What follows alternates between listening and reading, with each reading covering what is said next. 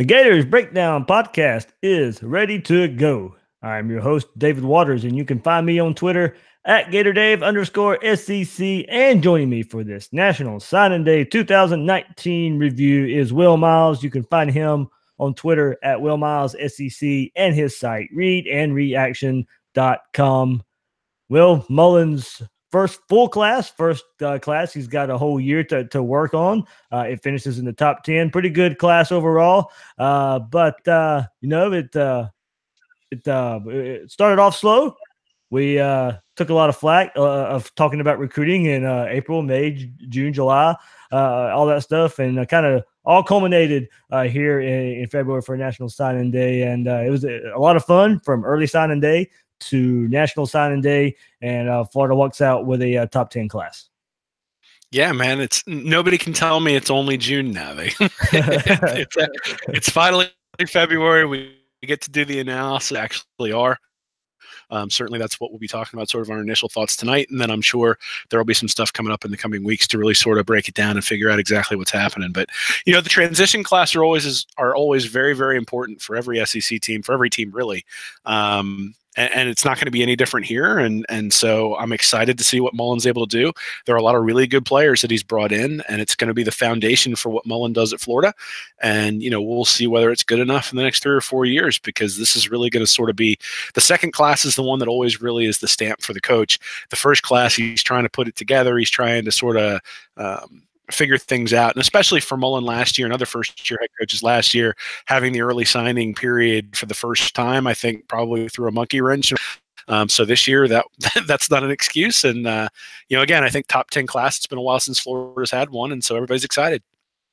All right, we'll dive all into National Signing Day and what the Gators brought in. But before we do, remember, you can find Gators Breakdown on news4jax.com/Gators Breakdown.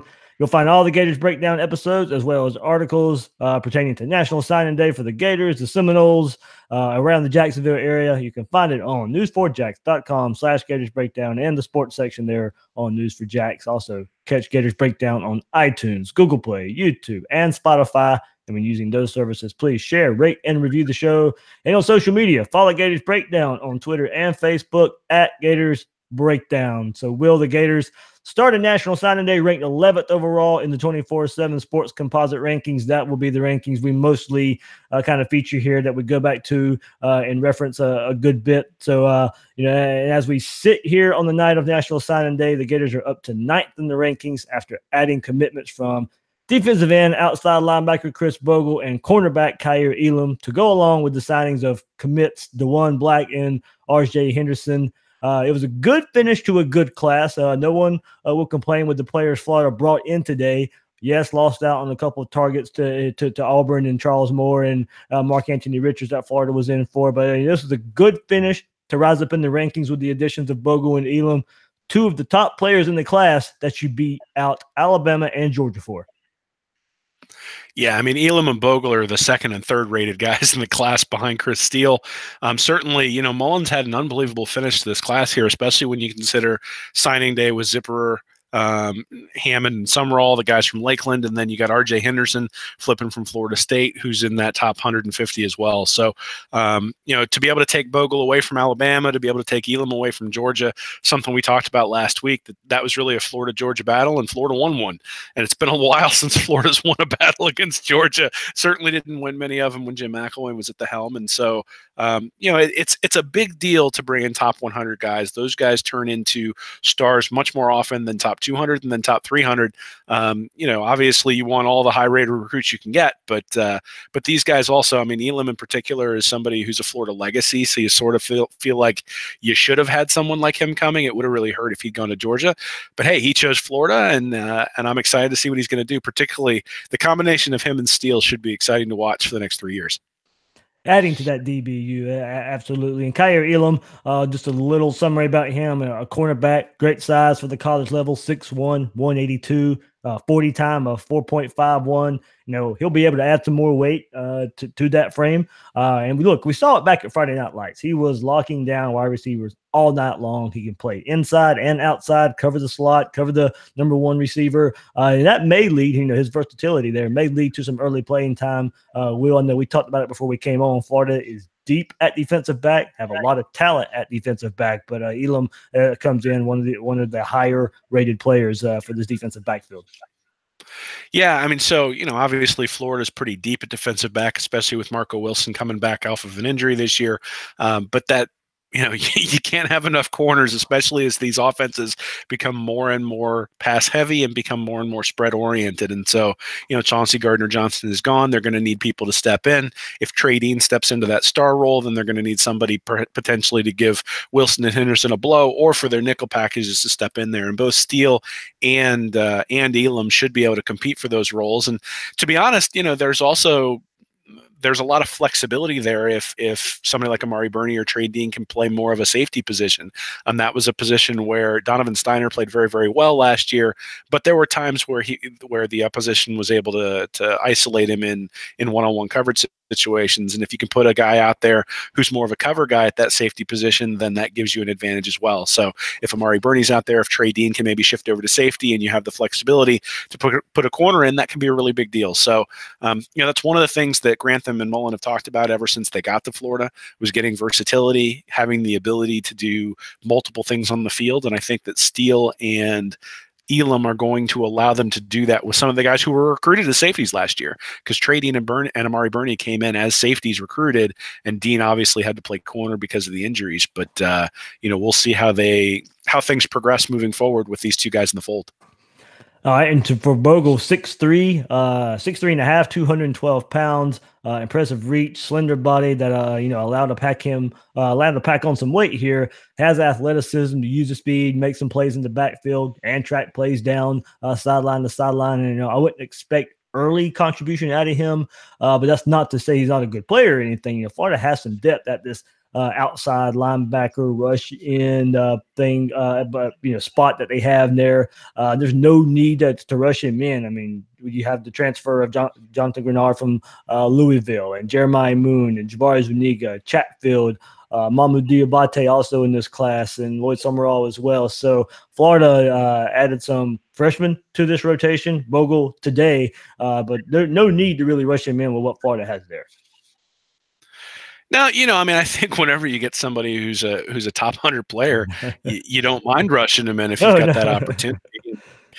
And if he shows on the field, then he's certainly going to get the opportunity. I mean, I think, there were two places that Jim McElwain really sort of lagged behind.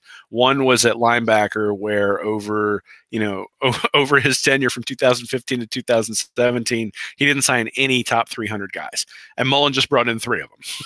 And then when you look at defensive line over those 3 years, McElwain only brought in 4 top 300 players, and now Mullen's brought in 4 over the last 2 years. And so, Bogle adds to that. They having Chatfield last year, having Malik Langham last year, and now you've got the guys that he's bringing in this year. I mean, it really, the SEC requires that you have defensive linemen up front. Top 5 defenses almost always have very highly rated recruits on the defensive line. I mean, it's not just Alabama, it's the other teams as well that play really, really good defense. Even if they don't have highly rated guys at corner and linebacker, they almost always have highly rated guys at defensive line. It's important to bring in elite guys at that space, and Mullen's been doing it for the past couple of years.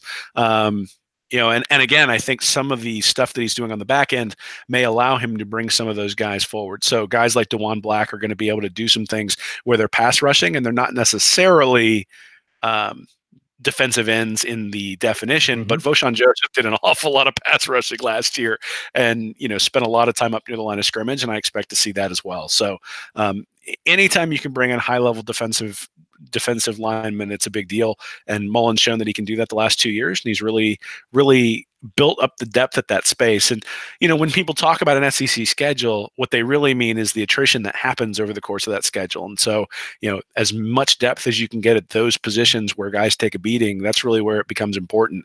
And so, you think about offensive line and defensive line, those are the places you want to really emphasize depth. You want to bring in a couple of defensive ends a cycle. You want to bring in a couple of defensive tackles a cycle. And certainly on the defensive end, at least, Mullen's been able to do that here.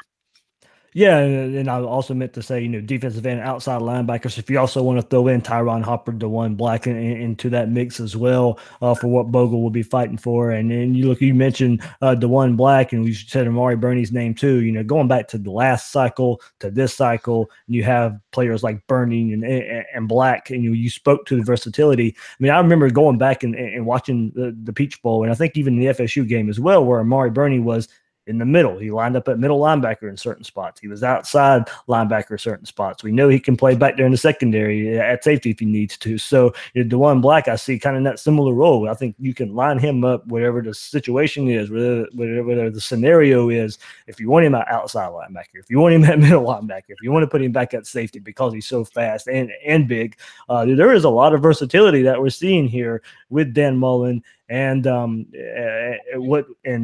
Grantham, what he's bringing in. And look, Bogle even mentioned it. Todd Grantham was huge in bringing him along, securing his commitment. It didn't matter the new coaches Florida was bringing in or the old coaches that left. He pointed to Todd Grantham and what Todd Grantham was able to do at that outside linebacker spot, because we've seen it everywhere Todd Grantham has been, starting with Jarvis Jones back at Georgia. That's kind of where we remember it, and what he was able to string along and do this past year with Ja'Kai Polite. And I think, highly rated players took notice in the big jump at Ja'Kai Polite, and they want to see if they can replicate that same kind of success. Well, and this is where the defensive backs really become important, because one of the reasons that a Grantham defense will struggle is because they have to play one-on-one on the outside because he's so aggressive up front. And if you've got a ton of defensive backs who can play one-on-one coverage, then you're able to do that. So it all sort of works together. And I agree with you that the linebackers, I'm sure, saw what they did with those guys this year and said that looks like a fun place to play. And again, I mean, Jeremiah Moon came in 2016. He's the only blue chip guy to come in 2016 or 2017 at linebacker. And Moon is not really a linebacker anymore. He's at a point now where he's kind of going to be in that Ja'Kai Polite, Jabari Zuniga type of position. And so bringing in David Reese, the second David Reese last year, and then bringing in the three linebackers this year, I think really starts to fill out that position. And if anything else, you get an injury, you get somebody who go back to the Georgia game last year and what happened with the injuries. Absolutely. And, we talked a little bit earlier this year that the offensive line didn't have any injuries at all last year. It was basically the same starting five. The same thing happened on the defense for the most part. I mean, you had the injury to Marco Wilson. That was really about it in terms of serious injuries. Once the Kentucky game was over, David Reese was back, CeCe Jefferson was back, and there weren't really a whole lot of serious injuries over the course of the year. That's not a Yeah, and especially from what we saw from years before when, Florida, when they went to LSU and won in Baton Rouge, it was pretty much a mash unit on that defense. Well, some of that can be attributed to Savage and him coming in and getting these guys stronger, I'm sure. But at the same time, in the SEC, you're going to have injuries. And they're going to have to prepare for it. That's part of what that's part of why you want as high a recruiting class as you can get, is it's not just you need the elite guy on the field. Now, that's important too, but it's also you need somebody to step in when that guy goes down, and Florida's got that at a bunch of different positions now. All right, Will. So this is the Gators' highest ranking in the recruiting rankings since also finishing 9th in 2014. The Gators come in with a score of 276.85 and an average star rating of 91.06 with 25 commits. 9th ranked in the nation means 5th in the SEC. Kind of crazy when you look at it that way. 9th in the nation, 5th in the SEC, behind Alabama, Georgia, Texas A&M, and LSU. By comparison, Will, UF finished 14th in the 2018 class, and that was good for 4th in the SEC last year. So recruiting in the SEC picked up this cycle. So Will, in the top 10, the Gators are in the top 10, raise the talent level with 17 4-stars, 8 3-stars, no 5-stars, but still raising the talent level into the top 10 without a 5-star. And Florida is the only team in the top 13 without a 5-star, but still raising the talent level overall for the team. Yeah, I listened to your and Bill's pod earlier today, and I sort of agree with him in that this is you can pick you can pick some very, very positive things to come from this, and you can pick some things that could use improvement from this as well. That, when you're the 9th rated recruiting class, hey, you're in the top 10. You should expect your team to be in the top 10 in the near future, and that's really, that's an awesome thing, obviously. But at the same time, you look at it and say, okay, you don't have a 5-star. Okay, well, you made up for it by having 17 blue chip guys. But again, those 5-star guys are important. So I think there's a little bit of good, a little bit of not so good. And really the question is Mullen's ability to harness that. And is he a good enough evaluator of talent that the guys that he's brought in who are 40th, 50th, 60th, or even 350th and 370th, can he get more out of those guys than people normally do? Because, 9th is good enough to compete in the SEC.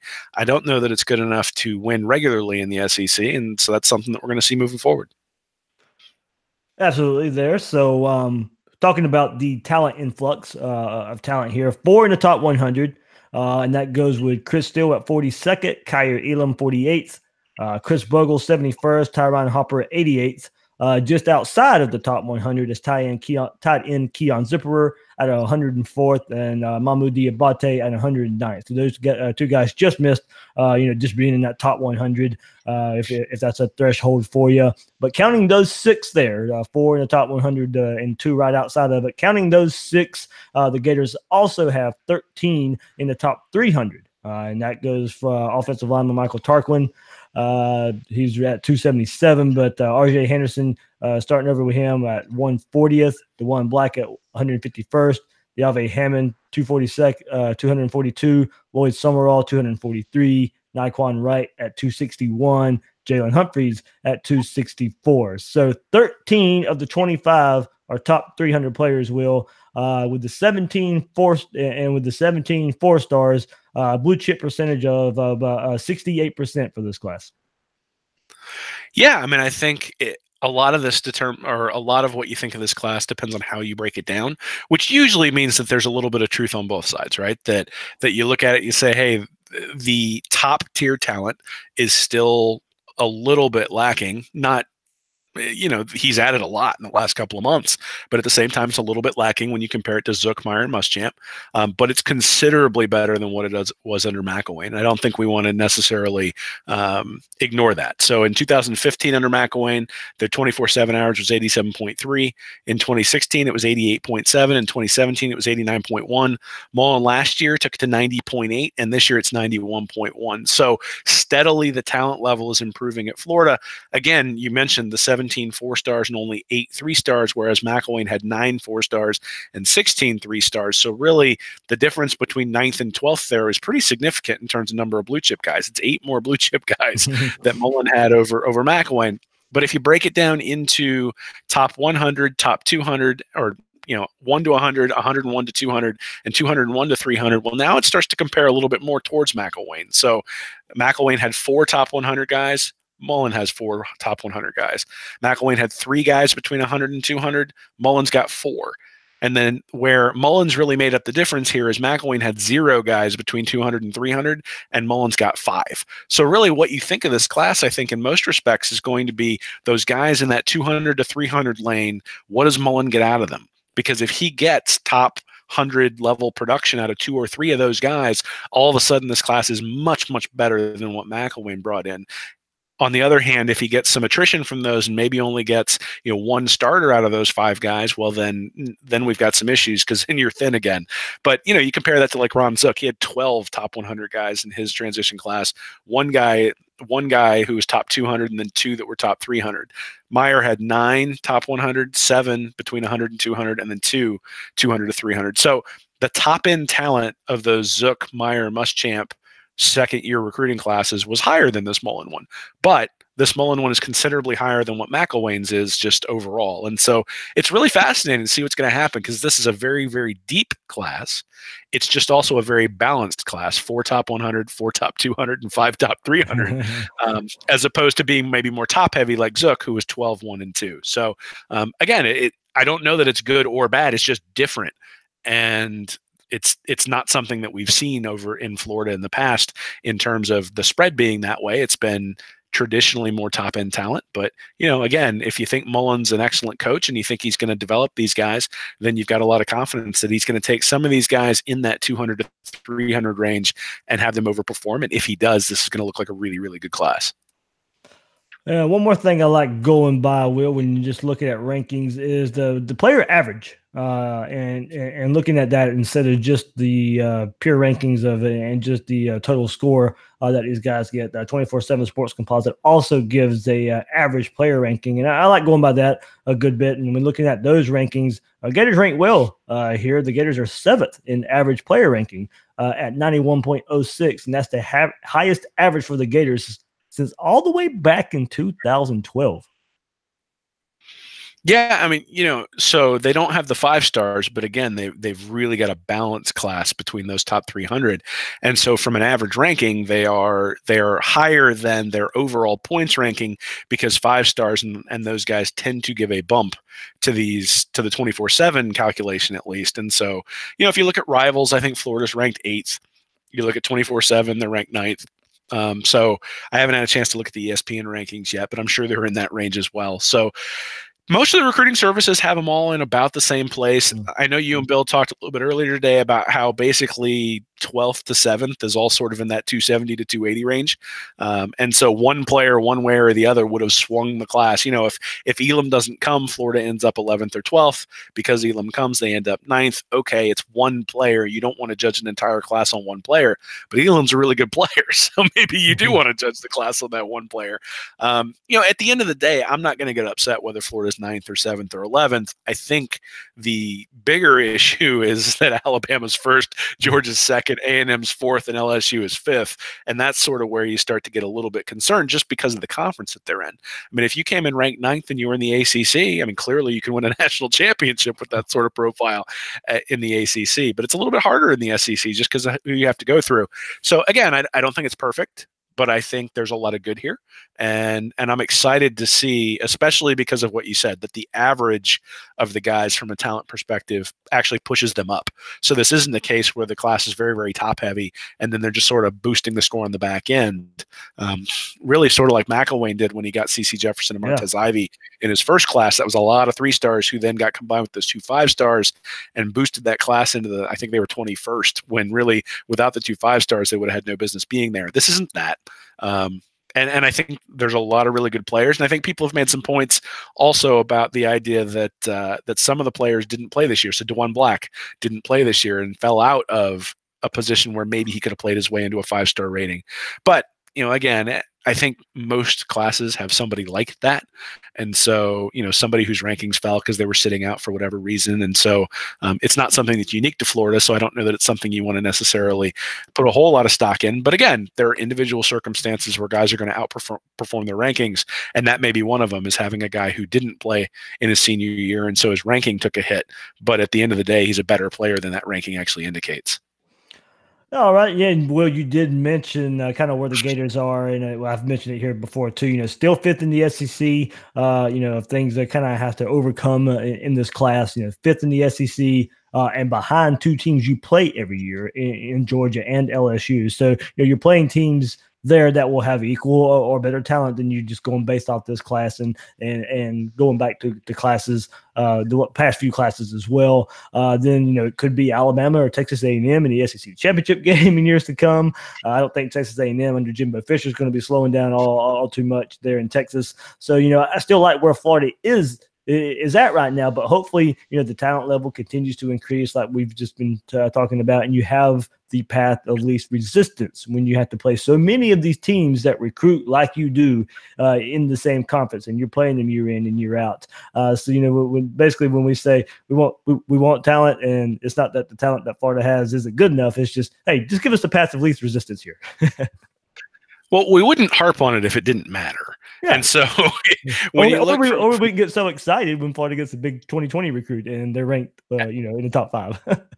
Absolutely. So when you look at the SEC from 2004 to 2014 to 2018, the number 1 rated team in the conference from a recruiting perspective, Alabama, obviously has won 94% of its games. The number 2 ranked team, So averaging over that time. So you take the 4 years prior and average it. The number 2 ranked team in the conference has won 80% of their games. The number 3 ranked team in the conference has won 71% of its games. Number 4 ranked team has won 64% of its games. And the number 5 ranked team has won 54% of its games. So really, historically, over the last 4 years in the SEC, the team that is ranked 5th in the SEC, which is where Florida is right now, has been a little bit over 500. So that's why you harp on it, because you really need to get into that top 2 or top 3 to start winning 70 or 80% of your games total. And it's not just the SEC, because if you do the same thing for all the Power 5 conferences, the number 1 team in the conference wins 73% of its games. The number 2% or the number 2 team, this one's really boosted by the ACC, wins 77% of its games. The number 3 team wins 67%. The number 4 team wins 55%. The number 5 teams wins 57% of the time. So overall, your winning percentage is tied to where you finish in your conference. And it doesn't matter where you are nationally when you look at these numbers. It matters much more where you are in your conference, which makes sense because 8 or 9 of your games during the season are against conference opponents. And so, there's a lot of variability in that data. It doesn't mean you can't finish 5th in the SEC and still win the SEC East or even win the SEC. It just means that probability-wise, you're probably going to end up middle of the pack if you're 5th on a consistent basis. And so, it's going to happen, Will. It's going to happen, Will. Well, Mullen's proven me wrong on a bunch of things in this cycle, and so I'm going to keep hoping that he proves me wrong on this too. But it's not. And again, Auburn has been one of these teams that has sort of finished 4th or 5th, and every once in a while has been able to knock off Alabama. And the panache that you get for beating Alabama, really boosts you when it comes to getting into the playoffs, when it comes to where you end up in bowl games and things like that. So Florida's going to get a chance to prove it, and obviously a 9th rated class is very, very good. But again, the thing that concerns me is where they sit in the conference, and that when you look at the ratings, we talked about sort of the bunching up of the teams between maybe 12th and 7th. There's a separation that starts to happen at 5th, which is where LSU is and where A&M is. And then there's another separation when you go to 1st and 2nd, where Alabama and Georgia are. So again, you really want to be Bill talking. Brought up a good point when we were talking behind the scenes today. It's you don't maybe not want to go in order of 1 through 10 or anything like that. You may want to separate it into tiers. Absolutely. And I mean, Georgia and Alabama right now are on different tiers from a recruiting perspective. Now, I think we've all seen some of the gaffes that Kirby's made on the field. And we even saw no Justin Fields at quarterback depth anymore. So Well, sure. And we also saw some of those things he did against Florida last year, with some of the goal line stands and the play calling and deciding to go for field goals when it was 4th and short deep in the red zone. If he does that against teams that are more prepared to beat him, then Mullen's going to be able to get him on the field a couple of times just because he's going to open up the opportunity on the field. So recruiting isn't everything. We've never said that. But I do think that you got to look at historical trends and say, okay, where do we stand? And Florida, this is a very, very good recruiting class. But when you compare it to Zuckmeyer and Muschamp, it doesn't quite measure up where their where their bump classes ended up. But when you look at McElwain, it's considerably better. And like I said, it's a lot more balanced than some of those other classes. And so we'll see what Mullen's able to do with it. All right, so the other side of that coin, you do have a better class than both your in-state rivals and some other SEC teams out there. Auburn, Tennessee's at 12th. FSU is at 16th, but that is still counting safety Nick Cross. So if he commits elsewhere, like most people think he will, to Penn State or Maryland, that'll drop FSU to 20th in the recruiting rankings. South Carolina 19, Ole Miss 22nd, Arkansas 23rd, Mississippi State at 24th. So remember how they were saying Mullen was the problem there? I don't bet they don't think that any longer after the season they had, and then basically being where they have been anyway in recruiting after their fast start this past cycle. So then you have to go all the way down to 28 to find Florida's first opponent for next season, Miami. Kentucky's at 34th, Missouri's at 36, and Vanderbilt all the way down at 56. Will so.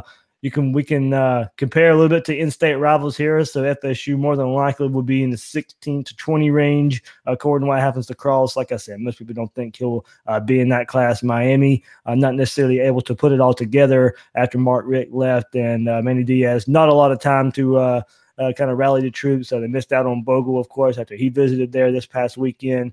Tennessee with a late surge today. So Jeremy Pruitt getting things together there at Tennessee. So we'll see if he can put that talent together. And Will Muschamp, South Carolina, not too far behind, about 10 spots behind Florida. And they got a pretty good defensive line class the last few cycles. So we'll see if Muschamp can bring around that defensive line. But I think as far as rivals go and who you're playing, the story, of course, of FSU and Cross, Tennessee and their late surge, and Miami not necessarily, bringing it up in recruiting and having to go rely on getting a lot of transfers.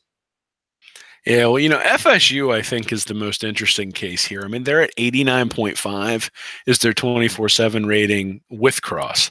And that's right in that McElwain zone that we were talking about earlier in terms of the quality of the recruits that they're bringing in. I'm not sure they've signed a quarterback since Charlie Ward. I mean, this is getting kind of ridiculous here. I mean, it was whiff after whiff after whiff, and I'm enjoying every second of it, man. So, we had to live through that with McElwain for 3 years where he wasn't necessarily bringing in blue chip quarterbacks. He was still bringing quarterbacks. Willie Whiff. That's what I'm going to start calling now. Willie Whiff. I mean, Matt, we've talked a lot about how Mullen sort of remade the quarterback room, and, he has Carson Beck coming in last week, and all of a sudden Anthony Richardson decommits and everybody's freaking out. It's like, don't freak out. Like, just look at what's going on in Tallahassee before you freak out, because that is a dumpster fire, my friend. Like, I mean, to not bring in quarterback 2 years in a row is crazy. And you got Francois getting dismissed, and you got Blackman in the transfer portal. It's like, they're going to have to go get a walk-on like McElwain did with a kicker that one year. It's just so I don't want to gloss over. I'm sure there's a bag boy out there somewhere. So I don't want to gloss over that, because again, when you look at, one of the things I think that we've been critical of Mullen for this year in particular is not necessarily drawing a circle around Gainesville and recruiting in that specific area. There have been a lot of Florida guys who've gone out of the state this year. Granted, it's a little bit down this year. It's a lot stronger next year, but still, I mean, guys who normally should be considering Florida maybe haven't. But now you've got Diaz in Miami, and we'll see how he does in his first year. But obviously his first recruiting class, a lot of it because of timing, but really struggled. And Rick wasn't necessarily doing a real good job on the recruiting trail before then. And then you look at Florida State, and this is one of those, one of the things early in the year, it looked like Florida might basically stay stagnant in their recruiting class. Florida State's gone backwards. So they were 10th last year, I think, and now they're 16th. And it's like, to go backwards after your first year, it's like, whoo, like, this is the recruiting class where the stuff on the field isn't supposed to affect you this much. It's where you're supposed to be able to sell, hey, it was the last guy's fault that we're like this. Now I'm building it. And for them to not be able to sell that really, really needs to be concerning to Seminoles fans, and really needs to be encouraging to Florida fans who now, Mullen should be able to widen that circle into that, make sure he gets Lake City, make sure he gets, going to Tallahassee. Can he get out to Panama City? Can he get those guys who typically pick to come to Florida State? Can he bring some of those guys in? And we'll see whether he can do it. Obviously, the 2020 and 2021 classes are picking up quite a bit. I mean, I mentioned where Mullen was this year, but so he was at 91.1 this year. Next year, the 7 guys he's got coming in are already at 92.9. And in 2021, the 4 guys he's got the 4 guys he's got right now are 97.7. So, again, I am encouraged at the way it's slowly incrementally building. This isn't the way guys have typically done it in the SEC, but, Mullen's not really a typical guy either. So, I'm excited to see where he's going to go, and certainly excited to see where he is in reference to Florida State. All right, we'll also discuss, there is not everything was so rosy, so positive for the Gators. The only things where this class really could have been better, of course, the defensive tackle or strong side defensive end position. Some more of the beefy bodies, the big bodies that you want to put in there along the defensive line. Also losing, kind of going back to today in summary, Charles Moore. There was a little bit of smoke out there that he may have rethought his decision last night, and Florida may have been more in the mix than we thought. Also, there was the report out there that he never got a letter of intent. So if that was the case and there was some renewed interest, he would have had to reach out to the staff to let them know the interest. I'm not necessarily sure how true the overnight smoke was for Moore. And also Mark Anthony Richards, choosing Auburn as well. The playmaker that Florida was trying to sell in the Kadarius Toney role, wide receiver, running back. He wanted to play running back, had more of a relationship there at Auburn for playing the running back position more than just kind of the playmaker position here at Florida. Those were two targets Florida wanted, and those two guys decided to go elsewhere. So, besides the defense missing out on defensive tackle, strong side defensive end, the bigger bodies, and the two guys who went to Auburn, were kind of the negative points of today. Yeah, man. And you can look at that and say, hey, we would have liked to have those guys here. I would have loved to have had those guys in Gainesville. But at the same time, I think when you look, one of the things that I've sort of looked at is August 1st is the delineation date. I know people are going to criticize me for that at this point. But Mullen had signed 40% of his guys were blue chips prior to August 1st. 85% of the guys he signed since August 1st have been blue chips. The average national ranking was 498 before August 1st, 228 ever since then. And so he's done a heck of a job closing out this class. Now, obviously, if he'd have brought in more, if he'd have brought in Mark Anthony Richards, well, now you're talking about even better at that point. But you can't do much better than signing 85% of the guys you bring in being at that blue chip level. And you know what? He proved me wrong. At this point, he has improved based on what he was doing during the season, how he's been able to sell that. And hey, congratulations to him. Now, obviously, there's a confluence of events with Florida State struggling and Miami struggling and all the things going on at those places. But, you got to take advantage of that, and Mullen did. So, again, I look at it and say you never want to take one guy or two guys in a class and say, oh, this makes the class or doesn't make the class. The only way you can possibly say that is if it was somebody like Tebow and Harvin, right? Those guys, even if the rest of that class had been junk, I feel like Tebow and Harvin would have made Florida really, really good regardless, just because of how good they were. Are there any of those guys here? I don't necessarily know that. I know that, there's been a lot of talk out there about Jamarcus West and being a whole lot better than what his ranking is, just based on people who've seen him. I know Chris Doering had some nice things to say about him. Certainly, we already talked about Black possibly being lower than he would be had he played. And so, I'm sure there's some really, really good players on this team, but, I don't think you want to grade it based on one guy or another. If they'd have gotten the two and they had been top five, or top six, I still think they're fifth in the SEC, and that's still probably the criticism you level. I think Mullen's done a heck of a job closing this class. It's one of the things that makes me encouraged about where the 2020 class is that he won't have to close like this in order to have a really, really good class next year. One of the things is the slow start this year meant that he had to get these guys coming down the stretch. He's managed to do it, and hey, congratulations to him. Another thing, this kind of goes for Florida State, Miami, the big three in the state of Florida, and it does look better that we've seen for 2020, 2021. But also, the top state of Florida prospects have to get those guys to stay in state. And for this class, the top three are IMG kids. So take of that what you will. Number one was Nolan Smith, who ended up going to Georgia. But hey, look, Trey Sanders also at IMG. Was that number two. You can't say Florida wasn't in that because he was an IMG kid. Florida was every bit of in that. Got his brother on campus, of course, lost him to Alabama. There's, the whole IMG stigma doesn't necessarily lend itself to Trey Sanders, who was very, very in the mix for Florida to get. And then Evan Neal, the third ranked Florida prospect, goes to Alabama. Fourth ranked Tyreek Stevenson goes to Georgia. So, the top four out of the state of Florida go to Alabama and to Georgia. Frank Ladson at number 5 went to Clemson. Jordan Battle, number 6, went to Alabama. You have to get to the 7th ranked player in the state, Kaiir Elam, who ends up going to Florida. The 8th ranked player in the state, Akeem Dent, chose FSU. 9th ranked player in the state, Jeremiah Payton, goes to Miami. So it took for the 7th ranked player in Kaiir Elam to go to Florida, 8th FSU, 9th Miami, 10th with Chris Bogle today going to Florida. So in the top 10, it took till 7 to get for the first spot to go to Florida. But then, the 11th ranked player, Ryan Davis, Georgia, 12th ranked Auburn, 13th Penn State, 14th Clemson. You had to go to 15th for Keon Zipper to go to Florida. So you notice the trend. I won't go much further, but when you go back and look at the most successful recruiting classes for Florida, and this recent trend lately of these top prospects in the state of going to Ohio State, going to Alabama, going to Georgia, going to Clemson, something that's going to have to stop. And it looks like it's on the right way now for the 2020 class. But still concentrating on this 2019 class, this was another negative, not necessarily just for the Gators, for all the big three in the state of Florida.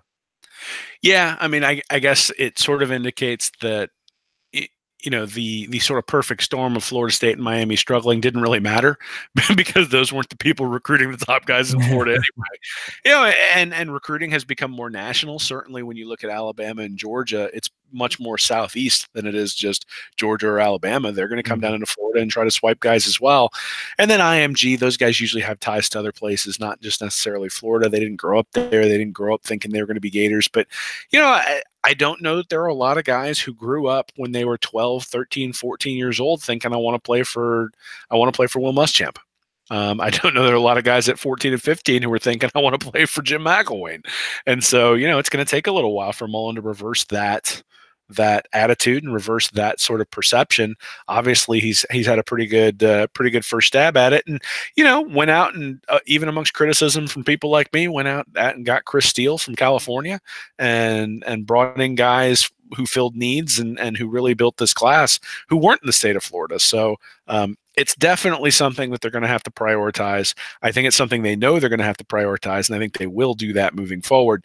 You would have liked to have seen more talent from the state of Florida go to Florida, but again, I think when you're looking at it and saying, where are we? Do we have top end talent? All those sorts of things. I think the answer is mostly yes. And so there are areas for improvement, and the nice part is that as Florida succeeds, you would expect that the in-state talent is going to look to Florida. It's not as if they're getting the guys in state and they're like, all right, now we're going to have to build out. They already sort of built out, and now they're starting to build in. You would expect them to be able to do that as they're successful. And, we've talked a lot about how the 2018 year likely maybe changed the minds of a couple of guys in this class, but it might change 5, 6, 7 guys' minds in next year's class just because they've already seen Mullen do it. They've seen him turn it around. Does Carson Beck come to Florida without Mullen there? Does he come to Florida without seeing the offense improve and seeing the improvement of Franks and seeing all that sort of stuff? I don't know. And I would guess the answer is no. And so, those sorts of guys are starting to consider Florida, and that's exciting. Yeah, absolutely. Well, before we wrap up, I'll get to a couple of tweets too. But is there a player or two from this class that you're looking forward to seeing and what they can bring to the field for these Gators? Not necessarily guys who can contribute year one or right away, but maybe it is somebody who does that, or somebody you kind of see and can forecast there'll be or you'll predict they may be a big time star before they get away from here after 3 or 4 years. Yeah, I think the guys I'm really excited to see are the linebackers. I mean, when you look at Diwun Black, when you look at Diabate, and then when you look at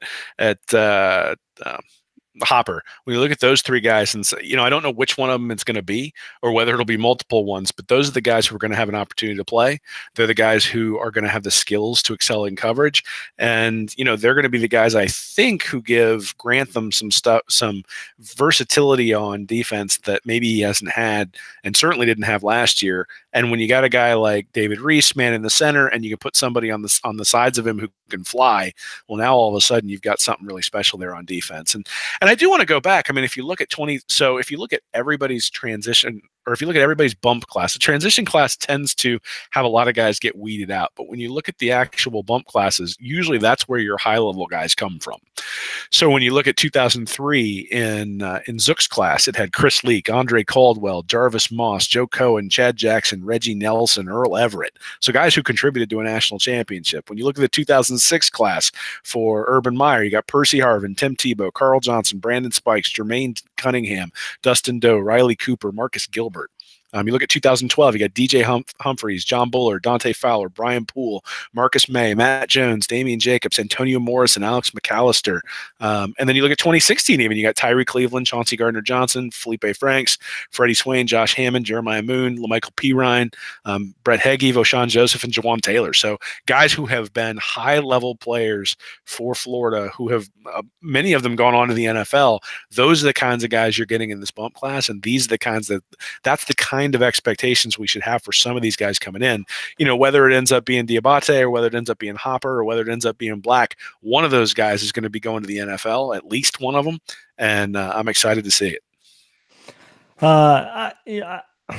Cornerback, I think, is the given. I think we're all excited to see Steele and Elam and Hill and Kimbrough, that quartet there that they're bringing in. But I'm going to say, this class will probably be remembered for the number of offensive linemen that they brought in and the success that they'll hit with those guys. And some 4-stars there in Tarkin and Harrod and Hammond, Wadrick Wilson as well. Hopefully all those guys are coming in. They have a project in Ethan White as well, who will have some work to do before he can see the field, and Awaken from here in Jacksonville there. So I think hitting that number of offensive linemen that Florida desperately needed.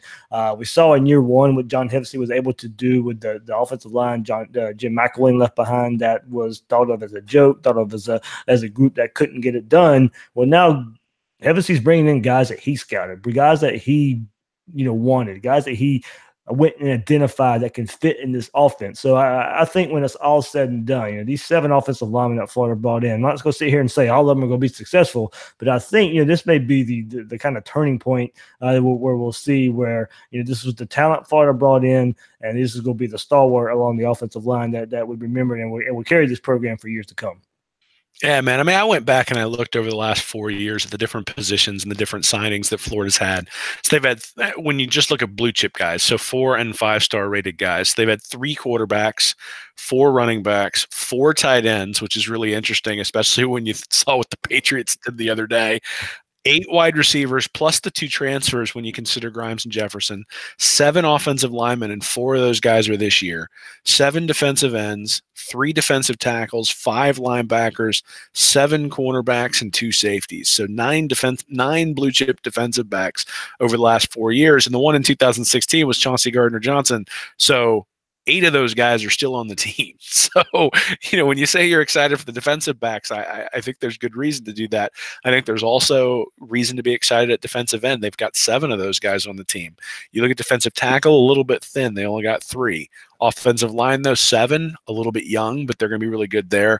Wide receiver, 10 if you count the transfers. So, and certainly when you look at Florida State not signing a quarterback the last 2 years, having 3 blue chip guys on your roster, that it leaves the ability to have an injury and still have somebody step in, the ability to redshirt a guy who's not quite ready, all those sorts of things. And before you leave off of Florida State too, an offensive line that was absolutely terrible last year, and they couldn't go out and fill it in with big needs. They had to go settle and go after, lower rated guys that, you would have thought they could have went out and thought, hey, we need a talent influx. We need more talent here.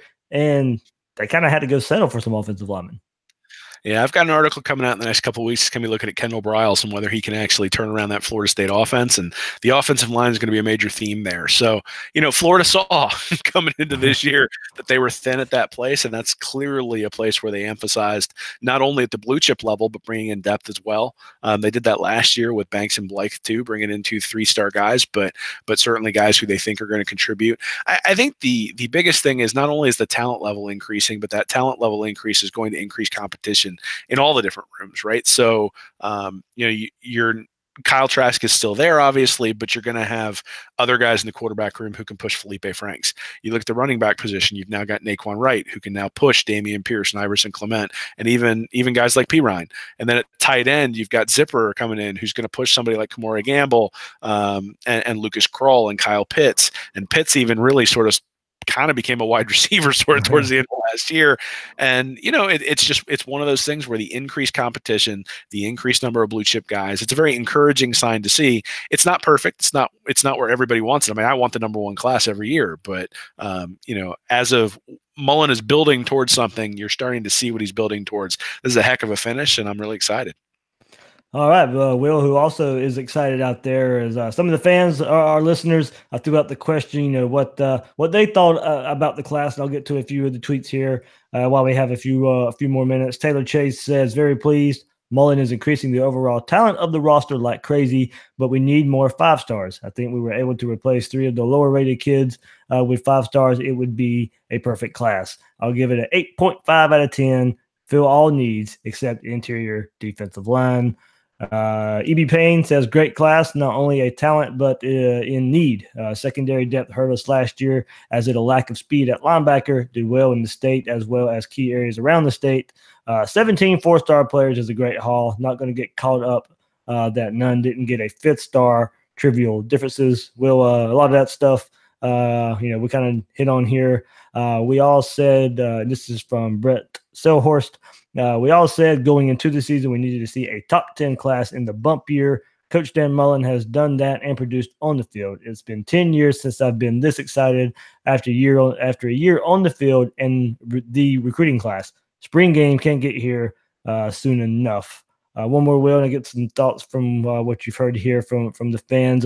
Ryan Hinckley says overall met needs minus the interior defensive line. Solid class, but missing top end talent with only 4 composite top 100 kids. Pretty happy, but need 2020 and beyond to be elite if we want to consistently compete for championships. And, well, I think that's kind of the message we've sent. We're happy. We're happy where it's at.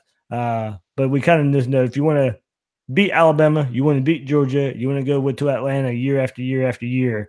This is a good start that has to continue at the upper trend. Yeah, Bill wrote something for Read and Reaction maybe 5 or 6 months ago where he looked at people who had won SEC champion or coaches who come in and won SEC championships. There are 6 of them who've been hired since 2005, and they saw an increase of 8. And so if you juxtapose it next to Mullen, there are a few things that are positive. There are a few things that aren't. So they had an average of 16.8 blue chips. Mullen's got 17. Okay, checks that box. An average conference ranking of 2.3. No. An average national ranking of 4.7. 9th. An average of 2.3 5-star recruits. None. An increase in 2.3 spots in the conference rankings, actually went from 4th to 5th, and then an increase of 8.2 spots in the national rankings, and Mullen went up 5 this year. So again, very, very encouraged in terms of the direction. There are some positive things in there. There are some things that, again, you look at averages and you say, this is the average of what people will get. Well, maybe Mullen is just on the low end of some of those averages, and he's going to be one of those coaches that we put into those averages 3 or 4 years from now. Again, I think anybody who says they're completely disappointed by this is delusional. Anybody who says that this is the best that anybody could expect, I think is delusional too. I think it's just a little bit in between. And that's one of the exciting things is it's not something we've seen in the past from Florida. We've seen elite recruiting classes, and we've seen coaches succeed and fail with those. We've seen poor recruiting classes, and we've seen a coach fail with those. And so now we've got somebody who's really more balanced, but not necessarily elite. And we'll see what Mullen can do with that. All right, couple more here if I can find it here. Dustin Warbright, very happy. Could have been better, but it's the first consensus top 10 class since 2014, given it was number 6 by average player ranking and within a couple of points of number 6 overall. Successful bump class for Mullen. Hopefully it's the start of several top classes to come. Sort of retired Steve Spurrier gives a picture of a thumbs up from Steve Spurrier. So there we go. I think that's a pretty good sign there. TJ Shoemaker, love the offensive line, linebacker, and DB class. I'd rate the class overall A-/B+. I think landing an elite defensive tackle like Moore would have made this class a solid A for me. Need a couple of elite defensive tackles in 2020 for sure. So guys, thanks sending all those comments my way when I threw the question out there. Thanks for all the interaction all day here on National Signing Day. The Periscope, a surprise episode with Bill earlier, and joining us here tonight with Will. I think National Signing Day recruiting, Will. It never ends. We hear both sides. We hear the positive. We hear the negative. It's been going on for since Mullen got hired since about a year ago when that class got over with, and looking forward to the last 12 months to now. It was an adventure, but 2019 is over, and we'll be looking ahead to 2020. Yeah, on to 2020, man. It never stops. They'll be out on the trail next week trying to bring those guys in, I'm sure, and Gator Twitter, I'm sure, will be criticizing and praising them all at the same time, no matter what they're doing. So, it's always like, this is fun, right? Talking about this stuff is fun, trying to figure out what do you actually need to get to. And it's one of those things where the numbers are readily available. I think for a lot of people, breaking down film and trying to figure out what someone's doing to isolate some sort of, advantage is a lot to take in when you're watching the game. When you look at recruiting, it's something you can really take a step back and say, hey, there's a lot of historical precedent, but there's also arguments on both sides because, there are guys who have had top 10 rated recruiting class. I mean, Clemson's one of them, obviously, who's won national championships, even though they haven't been top 5 classes. Of course, they've had an awful lot of 5-stars on those rosters. So we'll see. It's fun to have the argument. And it's fun to interact with everybody. So, I had to work today through most of this stuff, so I didn't really get to interact. So hopefully I'll get some of that in the next few days. Yeah, my phone will be happy that it gets a break. I've had to charge it like 3 times today. So, okay. One reason I do have kind of excuse, the Periscope takes a whole lot of battery. So, the 30-minute Periscope this morning didn't help. So, I had to charge it not too long after that. But I see a lot of people asking the question, Will, on Twitter, in the chat and all that stuff too. Parker Braun, everybody thinks he has to sign right now. Look, he's still at Georgia Tech. He won't graduate from Georgia Tech as a grad transfer until May. So this is a lot like the Joe Burrow situation last year, when I believe he graduated from Ohio State in May as well. So Parker Braun, the offensive lineman, grad transfer from Georgia Tech, can wait until April, May before he makes his decision. He's going to take some more visits. Visited Florida this past weekend. Florida's in good shape, but since he's a grad transfer, he doesn't have to be included in this national signing day, just national letter of intent to be signed today. Yeah, but they do have space. So I think that's one of the, even with John Greenard coming over from Louisville, they do have space for another, I think, 2 transfers if they want to bring them in for this specific class. Now, once you do that, you do start restricting your freedom next year. If you decide, then you can only sign 25 next year. You can't sign a 26th just because you don't have the space to do so from a scholarship perspective. But they do have space for the transfers, and so that's something that we're probably going to see if they bring in somebody like Braun. Then they'll have to choose: do they want which class do they want to count him towards? But they can count him towards this class, so they do have space to do that. So that's something to be looking for. Yeah, that was a lot of people were wondering too, with missing out on more. Mark Anthony Richards, would Florida go out and reach for someone to just go out there and get them? And I don't think Mullen works that way. They didn't, they decided not to go out there and reach for someone just because Mark Anthony Richards and Moore didn't come. So more than likely, they can save that in some kind of way for Parker Braun, and hopefully that helps with. Hopefully he comes to Florida and helps with his little brother as well, who's an offensive line prospect for the Gators. So that'll do it for this National Signing Day wrap-up show that we're doing here, Will. Good work with everything. It was a lot of work keeping up with it, especially the last month or so after the bowl game got over with and the recruiting kind of took over the last month or so. It is a whole lot different than covering the game itself. Yes, it very much is. Everybody certainly has an opinion, which is fun to hear. It's and things are changing too. You mentioned Braun, the idea that nobody knew whether Burrow was transferring until he lost the job to Haskins last year. And so with players having that capability, I mean, hell, you look at Kelly Bryant leaving after 4 games. So I do think it behooves coaches to recruit a little bit differently to make sure that you've got the space to bring in these guys, because it is going to impact your class. And so if Mullen thinks he's going to go after 25 guys next year or 26 guys next year, then he needs to leave space in his 2019 class to bring those grad transfers in. And there might be more options out there than just Braun. There might be some really high level guys who decide they want to go someplace else because either there was a coaching change or they just, they're not getting the playing time they want or whatever it is. So, I think leaving those spots open is probably a strategic positive. And, it'll keep us talking all the way through the off season as those opportunities pop up. All right, Will, anything coming up, reading reaction this week? Yeah, I'm going to have a couple of recruiting articles up. I think Olivia's going to have one as well. And then I'm excited, man. I'm going to start looking into actual film coming up because the recruiting stuff will be over and we'll be able to start looking at some of the players who are coming in and then some of the things that Mullen might do scheme-wise to take advantage of some things. I'm really fascinated by what the Patriots did in the Super Bowl with their heavy look and then spreading them out wide, having Devlin, the fullback, way out wide and doing some stuff with the Rams. I might write about that a little bit because I thought that was fascinating. And I think because of the tight end talent Florida has, they might be able to do some of those things too. And I'm interested to see whether Mullen decides to go that way. Yeah, hopefully people hang around this. I know we'll talk about right quick. Anthony Richardson, quarterback, decommitted from Florida yesterday. And a lot of people are, of course, connecting the dots to Carson Beck.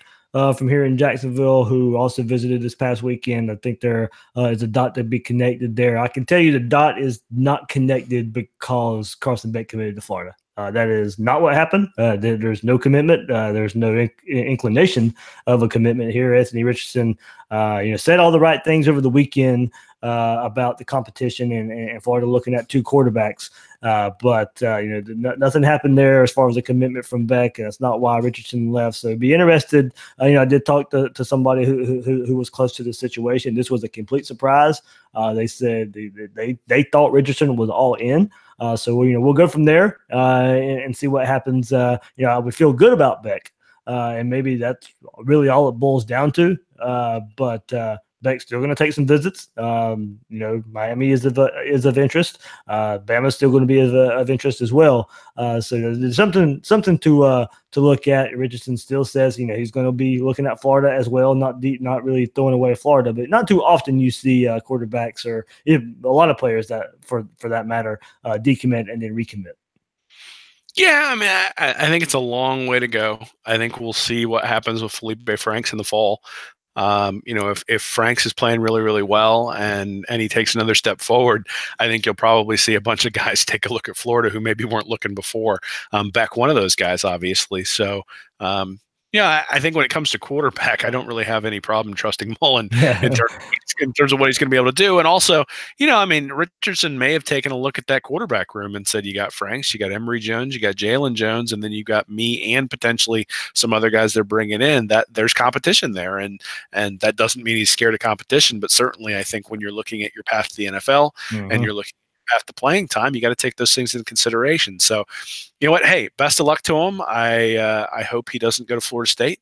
I hope that he plays well anytime he plays anybody other than Florida. And this is a tough decision for anybody. And when you commit, almost 2 years early, it's something. It's natural that you would waver and you'd want to look at your options and all those sorts of things. So, probably better that he decommit now than that he stay committed, but really be looking around anyway. So at least Florida knows where they stand and they can keep talking to him as they see fit and, go out and look for other people without worrying about what he thinks because, he's not part of the system right now. All right. Well, man, that was a good episode. A lot of good insight here on this 2019 signing class for the Gators. So remember, you can find Will on Twitter at WillMilesSEC and his site readandreaction.com. I'm the host of Gators Breakdown, David Waters. You can find me on Twitter at GatorDave_SEC. Guys and girls out there, thanks for listening to this episode of Gators Breakdown.